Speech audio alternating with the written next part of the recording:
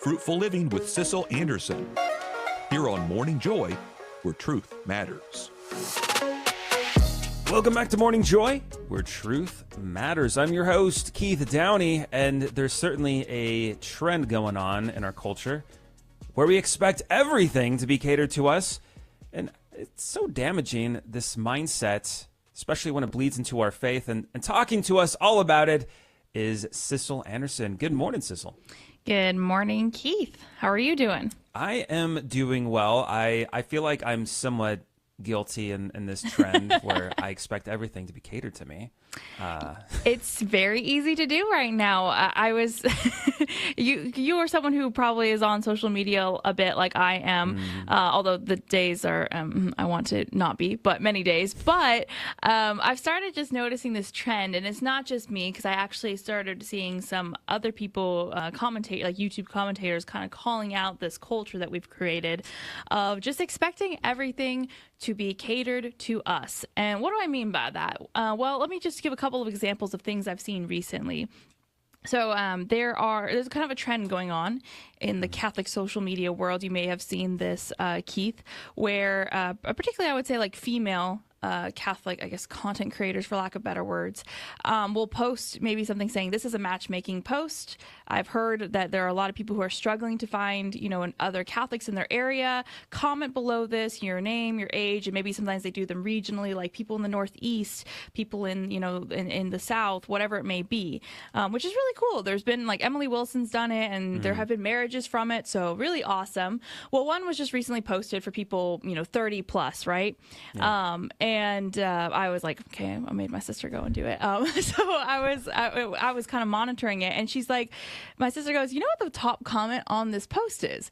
And I was like, no. And she's like, it's someone saying, listen, I'm Catholic, and this is great and all, but I really think we shouldn't be excluding people who are, who are Christians, other Christians. We should just make it Christian. We shouldn't be using words like. And I was like, huh? And of course, there's a whole argument, discourse going on below that, as it was, which is why I was probably at the top comment about that. But it was interesting, and the original creator was just like, hey, I understand what you're saying here, but this is specifically a Catholic page, and I've personally heard from people who are trying to find other Catholics, so that's why I'm doing this. There are other places for that. But we have this tendency of trying to make all places the place that we want it to be. Like, we want to change everything that so it fits exactly what we're looking for. Another example, people post lots of recipe videos online, and someone makes this great recipe that is very, like, I don't know, I'm trying to think of something in particular. I can't remember what the one I saw was. Let's say a tomato sauce. There's a tomato sauce, and someone comments below it being like, this is great, but, like, I'm allergic to tomatoes. Like, what should I do? Like, can you make like a different recipe? And it's like, bro, that's not their problem. No. As someone who comes from a family with a lot of allergies, it's not your problem. But we get to this place of, we don't just see that some things are not meant for us. We can't separate that. We see something and we're thinking, well, that's not for me. Like, so how can you make this for me? So, like, oh, I don't really like that. So can you adjust it for me, rather than just saying, hey, either I need to make an adjustment, I need to do my own thing, or this just isn't for me. And that's okay. That's where I'm coming from. Yeah, I don't know if it's because, if we're talking about social media, if it's because it's almost like an anonymous way of commenting, and there's no repercussions to our comments aside from people just responding back.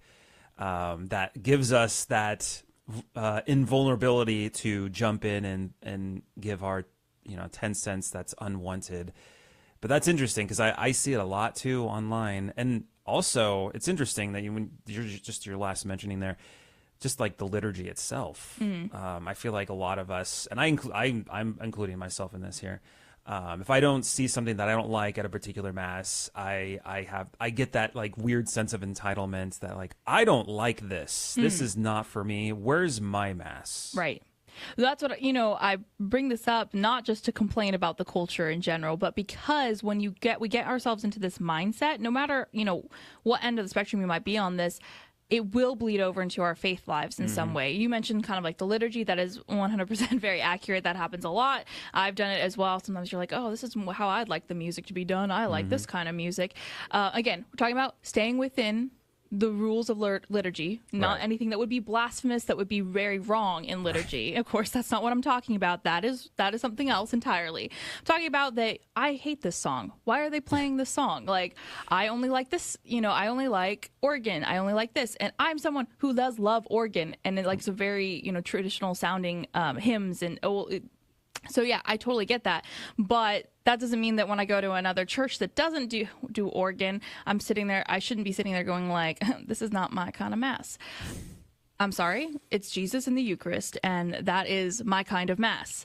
Right. But there are some really beautiful things about, obviously, God and our faith, and that Jesus does come to us where we are, and he is very much like the way that we can each have our spiritual lives, how we pray, is tailored to us. That is something very personal because it's a relationship with God. It's one-on-one. So the way that we communicate that way is going to be kind of personal, and that's awesome.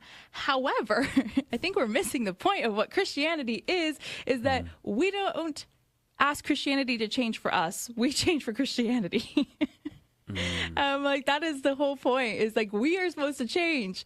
God is calling us to change. And so when we kind of get into this place of being like, I want everything to be tailored and fitting me, we're forgetting that we're supposed to be uncomfortable times. We're supposed to be challenged to make those positive, good changes that are what God is calling us to do to get us to heaven.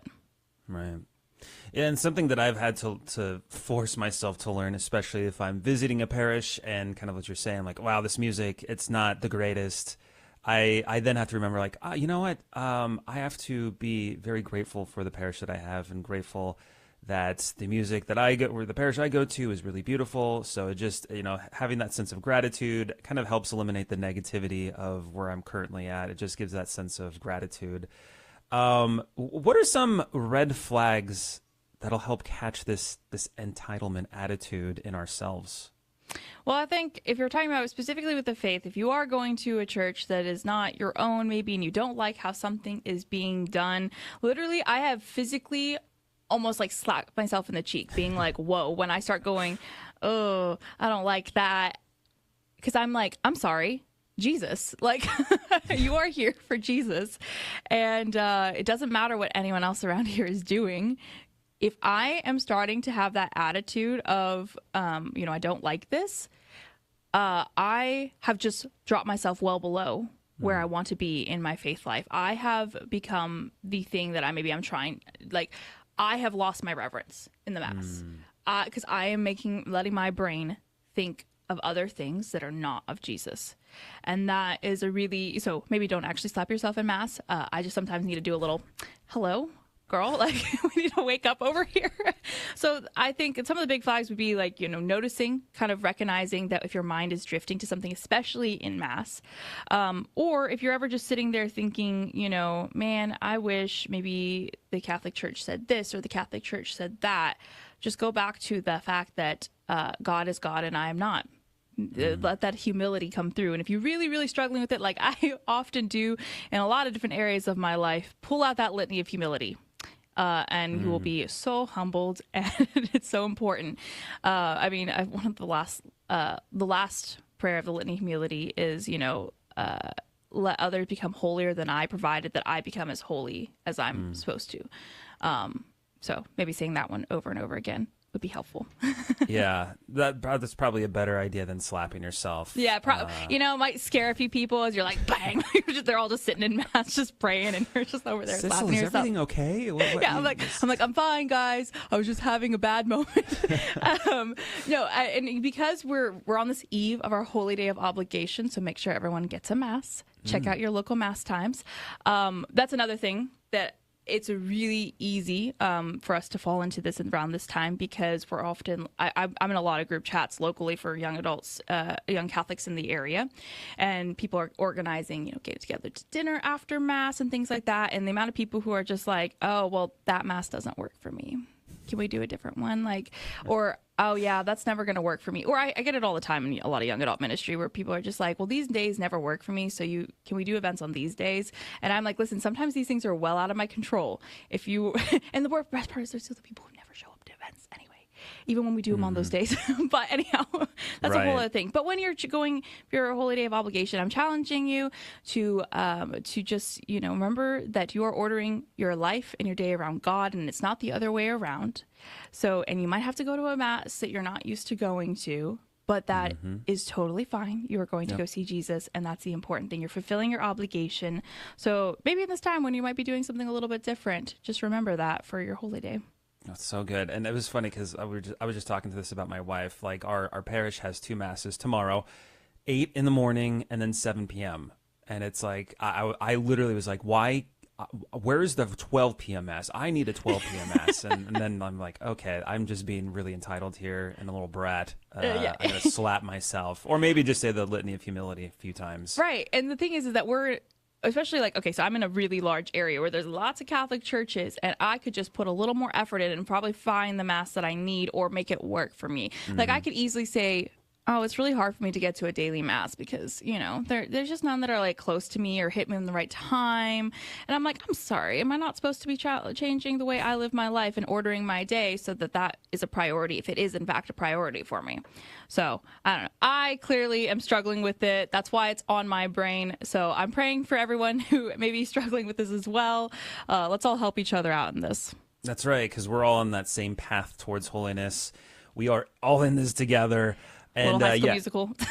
Sorry, I just showed my age. I said a Little High School Musical. High School Musical. I was on the border of that. I remember it, and I was like almost too old to watch it, and so I kind of like breezed by it. But, Got it. Yeah. I'm sure a lot of listeners are like, "What is a High School Musical?" Or "What is that?" It's not that important. It's okay. Yeah, it's. Tell you what, in the grand scope of things, thinking about what Debbie and Adam were talking about, High School Musical is on a very low level of things, not like some of the horror films out there. So it's go actually ahead pretty and watch clean. it. Go watch it. Yeah, very clean. Goodness, thank you so much. Really appreciate you, Sissel. You're also the producer for Back to the Father this Friday coming up, 1 p.m. on GRN Online YouTube. You're also the host of Young and Present, exploring the faith with young Catholics. Check out the latest episode where she talks with Diego Campos about campus ministry. That's it for our first hour. My goodness, if this is you, I'm going to be listening coming up shortly to the Holy Mass. Please pray for us. We'll continue to keep you in our prayers, but there's a whole nother hour coming up full of truth and joy. You're not going to want to miss it.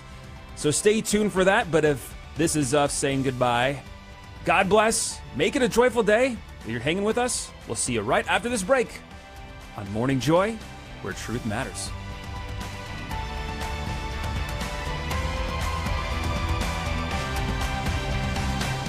This has been Morning Joy, where truth matters, hosted by Keith Downey. Take some joy with you today. Visit grnonline.com/joy to listen again, share a segment, or answer the question of the day.